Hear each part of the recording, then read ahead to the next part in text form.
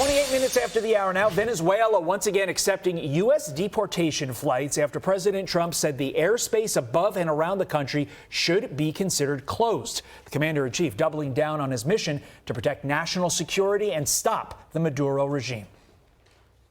Venezuela sends us drugs, but Venezuela sends us people that they shouldn't be sending. They emptied their prisons into our country. They sent us killers, murderers. They sent us drug dealers at the highest level. They sent us gang members. They sent us people from their mental institutions. They emptied their mental institutions into our country. So what can we expect to see from the administration next? White House Deputy Press Secretary Anna Kelly joins us now. Anna, thank you so much for joining us this morning. How are we to read this latest news when it comes to deportation flights? Is this an indication that tensions are cooling between the United States and Venezuela?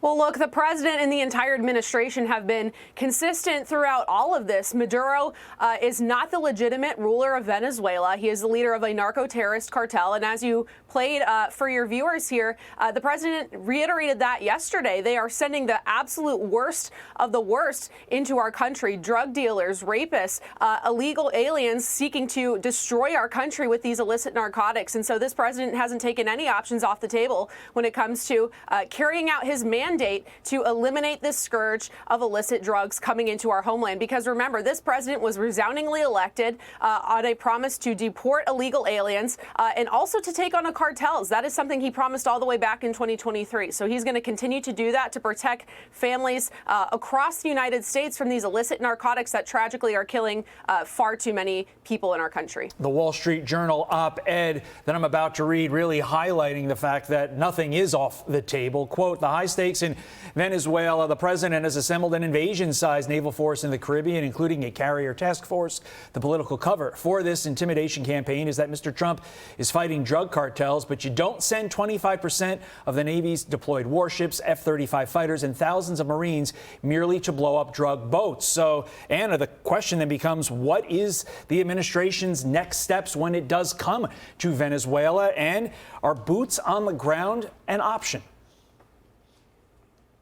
Look, again, the president kind of reiterated that yesterday. The president has a number of options at his disposal. And again, he was resoundingly elected to take on the scourge of illicit narcotics. This is a resoundingly popular issue. I'm sure you remember all the way back during the Republican National Convention when he highlighted the tragic story of Ann Fundner. She lost her 15-year-old son to one pill laced with fentanyl. That's not acceptable. And so this president isn't taking anything off the table when it comes to eliminating the scourge of illicit drugs in our country. And of course, that includes striking these drug boats that carry, as the president says, drugs that can kill up to 25,000 people. Enough is enough. This president finally, after years of this, is taking decisive action to stop it. Striking drug boats, but also the president recently said that land strikes on drug cartels could be happening very soon. Give us an update on that. Could that be a possibility that could happen within the week?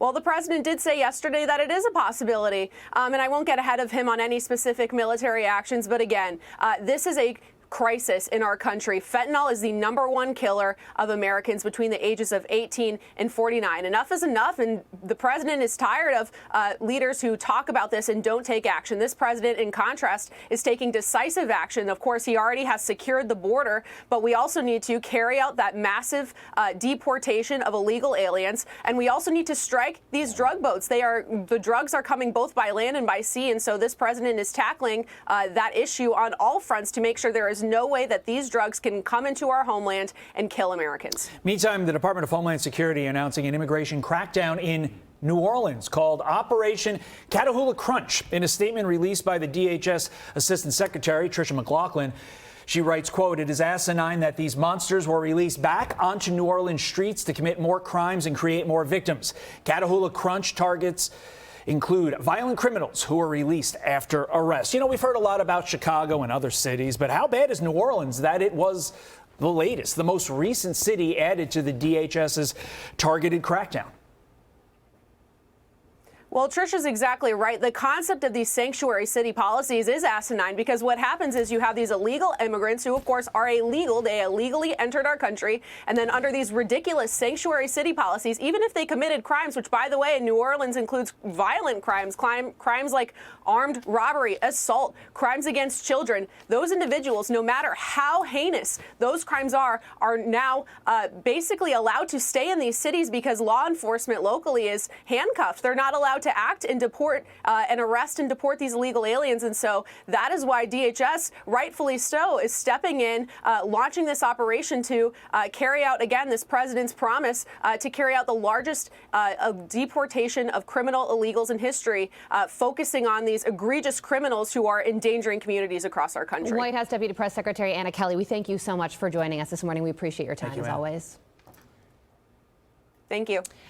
I'm Steve Ducey. I'm Brian Kilmeade. And I'm Ainsley Earhart. And click here to subscribe to the Fox News YouTube page to catch our hottest interviews and most compelling analysis.